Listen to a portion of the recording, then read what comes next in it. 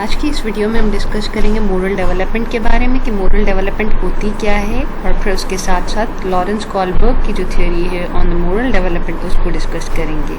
In the next video हम discuss करेंगे कि हैंस डायलेमा, जिसकी बेसिस पे कॉलबर्ग ने जो स्टेजेस बताए अपनी थ्योरी में मोरल डेवलपमेंट के, and further in the end will be criticising and उसमें देखेंगे कि कॉलबर्ग की थ्योरी में क्या वीक पॉइंट्स हैं जिनको कवर करना चाहिए था, या उनको हम क्रिटिसाइज करेंगे कॉलबर्ग की थ्योरी को डिफरेंट लोगों के एस्पेक्ट से डिफरेंट डायमेंशंस के हिसाब। तो हम डिस्कस करते हैं कि मोरल डेवलपमेंट असल में होती क्या चीज़ है। तो मोरल डेवलपमेंट होता है कि ऐसा एटीट्यूड या बिहेवियर लोगों का फ्रॉम द चाइल्डहुड ऑनवर्ड्स, मतलब बच्चों में फिर बच्चे बड़े होते जाएं तो उनका ऐसा एटीट्यूड या बिहेवियर डेवलप होना जो कि सोसाइटी के लिए एक्सेप्टेबल हो। सोसाइटी और कल्चरल नॉर्म्स, जो आपकी सोसाइटी के रूल्स हैं, रेगुलेशंस हैं, लॉज हैं, उनके साथ कॉन्फ्लिक्ट में ना हो और उनके साथ कॉन्ट्राडिक्ट ना करते हो, बल्कि उनके साथ जो है पैरेलली चल रहा हो। और आपके जो रूल या जो एक बच्चे का जो बिहेवियर है वो ऐसा हो जो कि सोशल ऑर्डर को मेंटेन रखे और उससे सोसाइटी डिस्टर्ब ना हो। लाइक कि अगर आप एक सोसाइटी में रहते हैं तो वो सोसाइटी के नॉर्म्स को आप अपने आप में अब्जॉर्ब कर लें और अकॉर्डिंग टू दोज रूल्स या नॉर्म्स आप जो है एक्ट करें। तो ग्रेजुअल डेवलपमेंट होती है और इसमें बंदे को एक इंडिविजुअल को जो है राइट और रॉन्ग के बीच में डिफरेंस का पता चलता है कि कौन से एक्ट या कौन से जो है तौर तरीके सही हैं और कौन से गलत हैं। और ये जो मोरल डेवलपमेंट होती है वो with the time and with experience जो है वो बंदा सीखता है। मतलब एट द चाइल्डहुड आपकी मोरल डेवलपमेंट उतनी नहीं होती as compare to the adulthood. Different stages से पास होकर आपकी मोरल डेवलपमेंट होती है। तो लॉरेंस कॉलबर्ग ने भी इसी चीज़ को डिस्कस किया है। तो जो आपकी मोरल डेवलपमेंट होती है उसमें आपका सोशल एटीट्यूड भी डेवलप होता है, आपकी स्पिरिचुअल वैल्यूज़ कि किस चीज़ की क्या इंपॉर्टेंस है, क्या सिग्निफिकेंस है, क्या सही है, क्या गलत है, वो पता चलता है। आपका कंसेंसस डेवलप होता है कि आप चीज़ों के बीच में डिफ्रेंशिएट कर सको। अब हम यहाँ पे डिस्कस करते हैं कि लॉरेंस कॉलबर्ग ने एक थ्योरी दी थी मोरल डेवलपमेंट की। उसमें उन्होंने डिफरेंट स्टेजेस को डिस्कस किया है कि कैसे एक बच्चे की मतलब एक एज पे किस तरीके से एक बच्चा सोचता है, एंड देन लेटर ऑन जैसे ही उसकी एज बढ़ती जाती है तो उसकी थिंकिंग कैसे वेरी करती रहती है, और कैसे आपके पास वो जो विद द एज डिफरेंस जो है मोरल डेवलपमेंट हो रही होती है। तो कॉलबर्ग ने कहा कि मोरल डेवलपमेंट जो है वो बहुत ही स्लो प्रोसेस है, विद द टाइम स्पेन वो ड्यूरेशंस के साथ जो है वो डेवलप होता है। और हर कोई जो है इंडिविजुअल प्रोग्रेस करता है एक स्टेज को, मतलब डिफरेंट 6 स्टेजेस उन्होंने बताई हैं। तो हर कोई जो है वो 6 स्टेजेस में 1 स्टेज पे एट अ टाइम होता है, और कोई बंदा प्रीवियस स्टेज को स्किप करके अगली स्टेज पे जंप नहीं कर सकता। मतलब पिछली स्टेज फुलफिल होगी, अकम्प्लिश होगी, तो उसके बाद वो अगली स्टेज पे स्विच कर सकता है। यहाँ पे इन्होंने 3 जो है वो कोर बताए हैं कि लेवल्स बताए हैं, जिसमें पहले प्री कन्वेंशनल लेवल है, फिर कन्वेंशनल लेवल है, and then post conventional level है। ये तीनों लेवल्स जो हैं वो फर्दर बाइफ्रिकेट हुए हैं 2-2 स्टेजेस में। मतलब प्री कन्वेंशनल लेवल की भी 2 स्टेजेस हैं, कन्वेंशनल लेवल में भी 2 स्टेजेस हैं, and then post conventional level में भी 2 स्टेजेस हैं। प्री कन्वेंशनल लेवल में आपके पास 2 स्टेजेस आती हैं। पहली स्टेज होती है पनिशमेंट एंड ओबीडियंस, और दूसरी स्टेज में आपके पास सेल्फ इंटरेस्ट को बंदा देख रहा होता है, that is based on individual, या फिर जो एक्सचेंज ऑफ द इंटरेस्ट होता है, या फिर इंस्ट्रूमेंटेशन पे बेस करती है। तो इसमें इन्होंने बताया कि जब फर्स्ट स्टेज होती है तो वो एक जो बच्चा होता है वो जो रिएक्ट करता है, वो जो एक्ट करता है, वो कंसिक्वेंसेस की बेसिस पे एक्ट करता है। कि वो सोचता है कि आइदर मैं ये काम करूं तो उससे मुझे पनिशमेंट तो नहीं मिलेगी, या ये मेरे काम करने से आया मेरी नीड्स या मेरी रिक्वायरमेंट्स मीट हो रही हैं या अकम्प्लिश हो रही हैं। तो ये जो प्री कन्वेंशनल स्टेज होती है वो 10 साल तक के बच्चे तक अप्लाई होती है।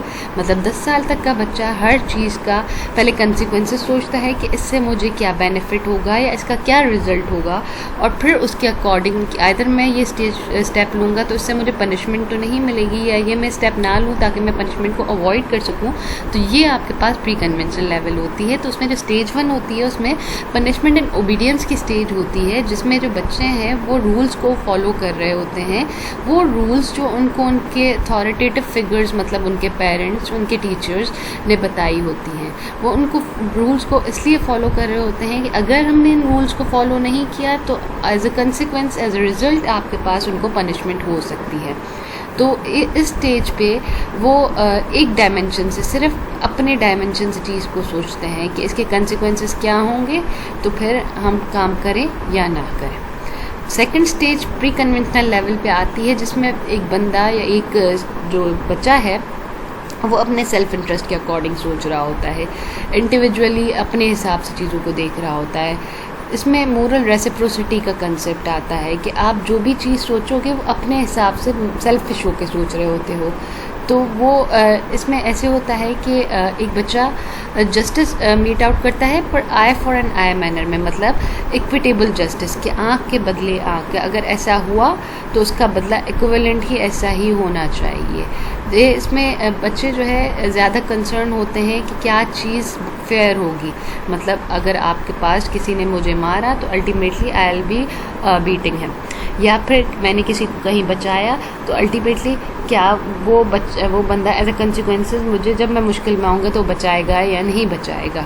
तो हम एक एग्जांपल देखते हैं जिसको हम इन्हीं 2 स्टेजेस से रिलेट करते हैं, पनिश एंड ओबीडियंस की स्टेज से, कि यहाँ पे आप देखें कि ये भाई साहब जो हैं मोहतरम अली भाई जो हैं उनको 2 बंदे बुली कर रहे हैं, मार रहे हैं।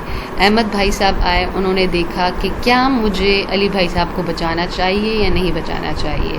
अहमद भाई साहब ये सोच रहे हैं कि अगर मैंने इसको बचा दिया तो हो सकता है कि मुझे भी कल को ये मार दें या ये लोग मुझे बुली करें और फिर मेरा भी यही हाल हो। तो इस वजह से अहमद भाई साहब कंसिक्वेंसेस सोच रहे हैं कि आइदर मुझे अली भाई की मदद करनी चाहिए या नहीं करनी चाहिए। दूसरे स्टेज में आ जाता है सेल्फ इंटरेस्ट के बारे में, कि अब यहाँ पे मोहतरमा एलिसा बाजी आ गई। एलिसा बाजी ने कहा कि क्यों भाई मैं बीच में मैदान में आती हूँ कि क्यों अली भाई को मारा जा रहा है। अब ये सोच के मैदान में आई कि क्या पता कल को कोई मुझे मारे तो ये अली भाई साहब मेरी मदद करने आ जाए। तो एलिसा बाजी सेल्फ इंटरेस्ट के बारे में सोच रही है, मोरल रेसिप्रोसिटी के बारे में सोच रही है कि आज मैं अली भाई की मदद करूंगी जब लोग उसे मार रहे हैं, उसको बुली कर रहे हैं। तो इक्वली आई टू आई वाला रूल अडॉप्ट करके, आई टू आई मैनर वाला इक्विटेबल जस्टिस का रूल अडॉप्ट करते हुए चीज़ थिंकिंग कि अगर मैंने अली भाई की आज मदद की, एलिसा बाजी ये सोच रही है कि अली भाई की मैंने आज मदद की, उसको लोगों से बचाया, कल को अगर यही लोग मुझे मारेंगे तो अली भाई मुझे बिल्कुल बचाएंगे। तो यहाँ पे सेल्फ इंटरेस्ट की बात की। तो ये थे प्री कन्वेंशनल लेवल। उसके बाद आ जाती है कन्वेंशनल लेवल की बात। कन्वेंशनल लेवल आपके पास नेक्स्ट स्टेज है, उसमें भी 2 नेक्स्ट लेवल कन्वेंशनल लेवल है, तो उसमें भी 2 स्टेजेस हैं, इंटरपर्सनल कन्फर्मिटी और law and order and social system of the society के साथ आपके पास जो है ऑबे करना और उनको फॉलो करना। तो इंटरपर्सनल कन्फर्मिटी में ये है कि ये स्टेज 3 होती है और फिर law and order and social system की स्टेज 4 होती है। यहाँ पे इस स्टेज पे आके ये स्टेज शुरू होती है जहाँ पे प्री कन्वेंशनल लेवल ख़त्म होती है, मतलब 10 साल से आगे के बच्चे, और 10 साल से, और ये तब तक चलती है जब तक जो है आप अडल्टहुड में आ जाते हैं। और कुछ लोग ज़्यादातर थ्रू आउट देयर लाइफ जो है इसी स्टेज पे कन्वेंशनल लेवल्स पे ही रहते हैं। यहाँ पे आप जो है इस चीज़ से कंसर्न होते हैं कि आइदर सोसाइटी मेरे बारे में क्या सोचती है, लोग मेरे बारे में क्या सोचते हैं, क्या मैं लोगों के एक्सपेक्टेशंस को मीट कर रहा हूँ या कर रही हूँ। तो इसमें स्टेज 3 जो आ जाती है दैट इज़ इंटरपर्सनल कन्फर्मिटी, इसको अक्सर और बेशतर कहते हैं गुड बॉय या गुड गर्ल स्टेज, कि आप यहाँ पे सही काम करते हो बिकॉज ये आपकी फैमिली के लिए, आपके दोस्तों के लिए, आपके स्कूल के लिए, आपकी टीम के लिए अच्छा है। यहाँ पे आपको थोड़ा बहुत ट्रस्ट, लॉयल्टी, ग्रेटिट्यूड, इमोशनल चीज़ों के बारे में टू एन एक्सटेंट आपको इस चीज़ की अवेयरनेस होती है। तो यहाँ पे आप जो एक्ट करते हो, मोरल डेवलपमेंट आपकी स्टेज पे होती है, जो आप मोरल चीज़ों के बारे में एक्ट करते हो, दैट इज़ अबाउट कि उसको सोशल ग्रुप सही कहता है या नहीं करता, मतलब आपकी सोसाइटी जो है या जो सोशल ग्रुप जहाँ पे आप रहते हो, आपके सराउंडिंग्स वाले जो लोग हैं उसको सही और मोरली एक्सेप्ट करते हैं या नहीं करते। तो आप यहाँ पे अपने आप के को छोड़ के वेर सोसाइटी की थिंकिंग के अकॉर्डिंग सोचती हूँ कि सोसाइटी इस चीज़ को सही कहती है या नहीं कहती, तो फिर मैं उसके अकॉर्डिंग एक्ट करूँ। और जो फोर्थ स्टेज है दैट इज़ लॉ, ऑर्डर और social system and consensus development. तो इस जगह पे, इस स्टेज पे आके बच्चा जो है वो सोसाइटी के रूल्स को ऑबे करने लगता है जहाँ पे वो रहता है, और ये रूल्स जो हैं वो ही जो सोसाइटी के रूल्स या नॉर्म्स बताए जाते हैं, तो वो ही आपके पास राइट और रॉन्ग एक्शन के बारे में डिस्क्रिमिनेट कर रहे होते हैं। उस स्टेज पे बच्चे का या जो इंडिविजुअल है उसका ये कंसर्न होता है कि मैं जो रूल्स या मैं जो एक्ट कर रहा हूँ उससे मैं अपनी ड्यूटी को फुलफ़िल कर रहा हूँ, नहीं कर रहा, या मैं उन रूल्स को प्रॉपरली ऑबे कर रहा हूँ और इससे सोसाइटी का लॉ एंड ऑर्डर जो है मेंटेन रहे, सोशल ऑर्डर जो है वो आपके पास सोशल ऑर्डर रिटेन हो, सोशल ऑर्डर जो है आपकी सोसाइटी का डिस्टर्ब ना हो।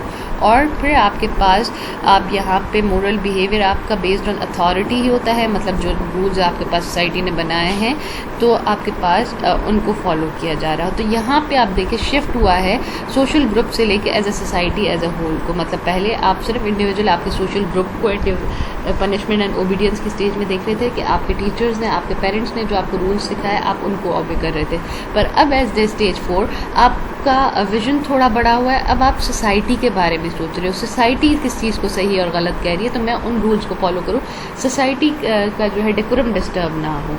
तो यहाँ पे आपने प्री कन्वेंशनल लेवल में आप एक स्मॉल स्क्वायर को देख रहे थे, where is in conventional level आपका कंसर्न जो है वो थोड़े स्क्वायर को बड़ा करते हुए सोसाइटी तक पहुँच चुका है। एग्जाम्पल को कंटिन्यू करते हैं कि इंटरपर्सनल कन्फर्मिटी में क्या हुआ कि यहाँ पे मोहतरमा जारिया आ गई। जारिया ने देखा कि क्या मुझे मदद करनी चाहिए, क्योंकि एलिसा अभी लोगों से लड़ रही है, तो जारिया ने देखा कि क्या मुझे मदद करनी चाहिए एलिसा की नहीं करनी चाहिए। तो उसने देखा कि जो सराउंडिंग में लोग खड़े हुए हैं वो भी तो तमाशा देख रहे हैं, तो अगर मैं मदद करने गई तो लोग मेरे बारे में क्या सोचेंगे, तो मैं ऐसे ही बिहेव करती हूँ जैसे सारे तमाशा ही देख रहे हैं। तो मैं इसमें बीच में नहीं इंटरप्ट कर रही और मैं भी तमाशा देखती हूँ ताकि जो लोग दूसरे साथ खड़े हुए हैं वो ये देखें कि मैं इन कन्फर्मिटी विद ऑल, मतलब जो सारे खड़े में उन्हीं की तरह मैंने भी बिहेव किया और लोग ये सोचेंगे कि मैं बहुत अच्छी बंदी हूँ। मतलब यहाँ पे she is thinking about this thing कि दूसरे लोग मेरे बारे में क्या सोचेंगे, a good girl and good boy behaviour वाला, कि मैं भी ऐसे ही काम कर रही हूँ जैसे पूरे लोग सारे बंदे खड़े हुए तमाशा देख रहे हैं, तो मैं भी वैसे ही काम करूँ तो लोग यही सोचे कि मैं जो है एक अच्छी बंदी हूँ। स्टेज 4 पे आके यहाँ पे बताया गया कि जब एक टीचर आ गए, उन्होंने कहा कि भाई गलत काम है, कुछ रूल्स होते हैं सोशल सिस्टम्स के, हमारे स्कूल के कुछ रूल्स एंड रेगुलेशंस हैं, यहाँ पे झगड़ा नहीं होना चाहिए, आपको यहाँ के सोसाइटी के या ये social institution as a school है उसके रूल्स को अबाइड करना चाहिए, उसको फॉलो करना चाहिए ताकि स्कूल का सोशल सिस्टम या सोशल ऑर्डर मेंटेन रहे। तो ये जो टीचर हैं वो स्टेज 4 पे पहुँच के सोच रहे हैं कि वो सोसाइटी के एज ए सोशल ऑर्डर को सोच रहे हैं कि school as a social institution है तो वहाँ के जो रूल्स हैं उनको प्रॉपर वे में फॉलो करना चाहिए। तो जो यहाँ पे जारिया बाजी हैं that is on the stage 3, क्योंकि ये सोच रही हैं कि अगर मैं लोगों की तरह ही बिहेव करूँगी जैसे सब लोग खड़े हुए हैं तो मुझे अच्छा सोचेंगे। और यहाँ पे जो टीचर हैं वो स्टेज 4 पे आ चुके हैं, मतलब कन्वेंशनल लेवल के, क्योंकि ये कह रहे हैं कि यहाँ पे कुछ रूल्स हैं, कुछ सोशल ऑर्डर्स हैं, सोशल ऑर्डर को मेंटेन करने के लिए कुछ रूल्स सोसाइटी के बताए गए हैं तो आपको वो फॉलो करने चाहिए और यहाँ पे झगड़ा नहीं करना चाहिए। फिर कोलबर्ग ने बताई पोस्ट कन्वेंशनल लेवल। अब पोस्ट कन्वेंशनल लेवल भी जो है वो 2 हिस्सों में डिवाइडेड है, मतलब इसकी भी 2 स्टेजेस हैं। एक है social contract and individual rights के बारे में और दूसरी स्टेज है यूनिवर्सल या एथिकल प्रिंसिपल्स के बारे में। यहाँ पे कोलबर्ग ने बताया कि जो मोरालिटी है वो आपकी रैशनल या लॉजिकल रीजनिंग की बेस पे होती है। यहाँ पे जो है रिलेटिव वैल्यू एंड ओपिनियन जो ग्रुप के हैं वो आप एग्जामिन करते हैं, जिस ग्रुप के साथ आप बैठते हैं तो उनके जो ओपिनियंस हैं, उनके जो वैल्यूज़ हैं उनको एग्जामिन करके और फिर रैशनल बेसिस पे, रीजनिंग की बेसिस पे, लॉजिकल बेसिस पे आप डिसीजंस ले रहे होते हैं। तो जो 5th स्टेज आ जाती है उसमें आता है सोशल कॉन्ट्रैक्ट या इंडिविजुअल राइट्स के। उसमें यहाँ पे कोड ऑफ कंडक्ट आपके सोशल ग्रुप्स के हिसाब से देखे जाते हैं। इस चीज़ का ख्याल रखा जाए कि आप अपने फेलो ह्यूमन बींग्स को प्रॉपर वे में फेयरली ट्रीट कर रहे हो और फिर उनको इक्वली मोरल वे में जैसे वो ट्रीटमेंट डिज़र्व करते हैं आप उनको उसी वे में ट्रीट कर रहे हो। और ये इस बात से भी इत्तेफाक रखते हैं कि लॉज एंड रूल्स को ओबे करना चाहिए और फिर इंडिविजुअल की भी वैल्यूज़ एंड रिस्पेक्ट्स को रिटेन करना चाहिए। पर यहाँ पे जो डिसीजन लिए जाते हैं that is something which is greatest good for the greatest number. मतलब आप जो भी एक्ट करोगे ऐसा एक्ट आपको करना है कि आप cost versus and benefit analysis करो या कंसिक्वेंसेस को देख रहे हो कि इससे कितने ज़्यादा लोगों को बेनिफिट हो रहा है। मतलब ऐसा स्टेप लेना जिससे बहुत सारे लोगों को फ़ायदा हासिल हो। एंड इन द स्टेज 6 जहाँ पे आपके पास जो है वो एथिकल या यूनिवर्सल प्रिंसिपल्स को फॉलो किया जाता है कि आप सोसाइटी के नॉर्म्स को, सोसाइटी के लॉज को जो कि सोसाइटी में एग्जिस्ट करते हैं उनको एग्जामिन करते हैं, उनकी वैलिडिटी को एग्जामिन करते हैं कि जो है आइदर ये जो रूल्स या लॉज या रेगुलेशंस बताए गए हैं वो इक्वल राइट्स एंड रिस्पेक्ट दे रहे हैं या नहीं दे रहे। यहाँ पे जो है टू एन एक्सटेंट अगर ऐसे कोई लॉज एंड रेगुलेशंस होते हैं those are against the universal principles like humanitarian ground पे देख लें तो उसमें क्या होता है कि आप ऐसे रिएक्ट करते हैं कि आप लॉज और रेगुलेशंस जो बताए गए हैं कॉन्स्टिट्यूशंस में उनके अगेंस्ट जाके ह्यूमैनिटेरियन ग्राउंड पे जो यूनिवर्सली एक्सेप्टेबल प्रिंसिपल है उनको फॉलो करते हैं। तो इसकी एग्जांपल देखते हैं। स्टेज 5 पे एक और बंदी नमूदार होती हैं, वो ये सोच रही हैं कि अली के साथ पहले अभी बुलिंग हो रही है और यही बंदों जिन लोगों ने अली के साथ बुलिंग की, अली को मारा है, उन्हीं बंदों ने हफ्ता पहले एक और बंदी को भी मारा था। तो इसका मतलब इन बंदों को कुछ सबक तो सिखाना चाहिए कि ये जो है वो अगर इनको सबक ना सिखाया गया तो ये ज़्यादा लोगों के लिए बेनिफिशियल नहीं होगा। तो ज़्यादा लोगों या एज ए सोसाइटी के लिए बेनिफिशियल स्टेज या स्टेप ये है ग्रेटेस्ट नंबर ऑफ पीपल जिससे बेनिफिट उठा सकें वो ये है कि इन दोनों बंदों को जो लोगों को मारते हैं उनको सबक सिखाया जाए। तो ये बंदी जो है जो अभी नमूदार हुई हैं ये स्टेज 5 पे पहुंच चुकी है। अब स्टेज 6 पे ये सारी कहानी झगड़े फसाद की प्रिंसिपल को पता चली। प्रिंसिपल ने कहा कि मुझे आपको स्कूल्स के रूल्स के बारे में बताना चाहिए क्योंकि ये यूनिवर्सली एक्सेप्टेबल प्रिंसिपल्स हैं कि स्कूल में झगड़े फसाद नहीं होने चाहिए और हर किसी को इक्वली जो है वो ट्रीट करना चाहिए और हमें ह्यूमैनिटेरियन ग्राउंड पे जो है वो अली को बचाना चाहिए था, उन लोगों को पनिशमेंट मिलनी चाहिए थी ताकि जो है अगले मर्तबा ऐसा कुछ भी ना किया जाए या ये लोग दूसरों को हरास ना करें। तो यहाँ तक हमने जो सारी बातें डिस्कस की हैं those were related to the Kohlberg's theory जिसमें उन्होंने बताया कि लोगों की मोरल डेवलपमेंट क्या होती है और कैसे होती है, जिसमें उन्होंने 3 लेवल्स बताए, pre conventional level, conventional level and post conventional level. और हर लेवल जो है वो 2-2 स्टेजेस में फर्दर सब डिवाइडेड था। तो प्री कन्वेंशनल लेवल वाली जो स्टेज थी that was till the age of 10। जो कन्वेंशनल लेवल है 10 साल से और आगे की स्टेज की है और बहुत सारे लोग जो है through out their life conventional level तक ही कन्फाइन रहते हैं। पोस्ट कन्वेंशनल लेवल तक कोलबर्ग के अकॉर्डिंग बहुत ही कम लोग पहुंच सकते हैं कि जो जैसे सोसाइटी को ये कह सकें कि सोसाइटी गलत कर रही है। जैसे सर सैयद अहमद ख़ान ने रस्म व रवाज की पाबंदी में जो है कहा था कि लोग रस्म व रवाज की अंधी तकलीद करते हैं। He was going against the society, he was going against the social norm and defined rules of the society. क्योंकि वो पोस्ट कन्वेंशनल लेवल पे पहुंच चुके थे, वो ये कह रहे थे कि जो सोसाइटी ने तौर तरीके अडॉप्ट किए हुए हैं वो ऐसे हैं कि जो लोगों को बेनिफिट नहीं कर रहे हैं, एज अ ग्रेटर नंबर को लोगों को बेनिफिट नहीं कर रहे हैं। हमें इस चीज़ को अवॉइड करना चाहिए। जैसे हमारे पास डाउरी का ट्रेंड है वो बहुत आजकल कॉमन हो रहा है, पर उसमें क्या होता है कि गरीब लोग इस चीज़ को अकम्प्लिश करने के लिए लोन्स वगैरह ले रहे होते हैं अपनी बेटियों को डाउरी वगैरह देने के लिए। तो उस चीज़ के अगेंस्ट अगर कोई एक्शन ले रहा होता है तो वो पोस्ट कन्वेंशनल स्टेज पे आ चुका है कि वो इस चीज़ को अगर डाउरी को की ट्रेंड को रोकना चाह रहे हैं तो इसलिए ताकि इससे ग्रेटर नंबर ऑफ पीपल्स का बेनिफिट हो सके। और सर सैयद अहमद ख़ान ने भी अगर इस चीज़ को ओपनली जो है डिनाई किया कि इस चीज़ को डिस्करेज करना चाहिए, तो वो भी पोस्ट कन्वेंशनल लेवल पे थे कि वो इस चीज़ को देखते हैं कि this something which is acceptable by society but it is not in benefit of the society as a whole। तो वो उसके अगेंस्ट बात कर रहे थे। तो ये है कोलबर्ग की थ्योरी ऑफ मोरल डेवलपमेंट।